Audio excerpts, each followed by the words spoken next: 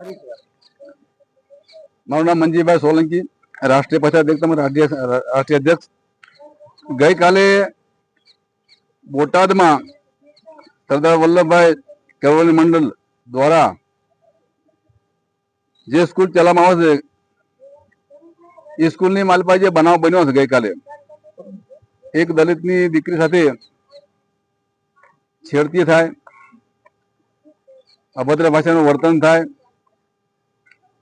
અને ત્યારબાદ ફરિયાદ દાખલ થાય.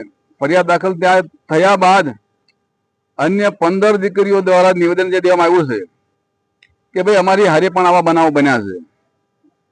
આ આચાર્ય દિનેશભાઈ ભુવા દ્વારા આ દીકરીઓની માથે જે અત્યાચાર ગુજારવામાં આવ્યો છે, અમે તો પોલીસની પાસે માંગ રાખીએ છીએ કે ભાઈ શિક્ષણ જે રહ્યું એ શિક્ષાનું મંદિર છે. અહીંયા લોકો શિક્ષાનું જ્ઞાન લેવા આવતા હોય, જો ન્યા અમારી હારે અને બાળકો સાથે છેડતી થતી હોય તો આ લોકોનો ભરી બજારમાં સરઘસ નીકળે, જેથી કરી ફરી આવા બનાવો ન બને એના માધ્યમથી મેં બોટાદ એસપીને આવેદન પત્ર આપ્યું છે. બોટાદ ટાઉન પોલીસ સ્ટેશન ખાતે ફરિયાદી દ્વારા એક ફરિયાદ આપવામાં આવેલી છે.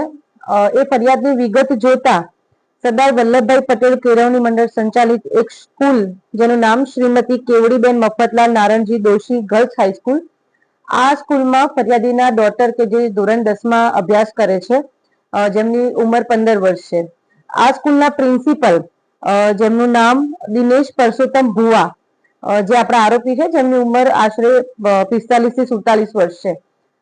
ફરિયાદી દ્વારા એવું જણાવવામાં આવે છે કે ફરિયાદીની દીકરી જ્યારે સ્કૂલમાં પ્રિન્સિપલની ઓફિસમાં કોઈ કામ માટે જાય છે ત્યારે પ્રિન્સિપલ દ્વારા તેમને શારીરિક અડપલા કરવામાં આવે છે.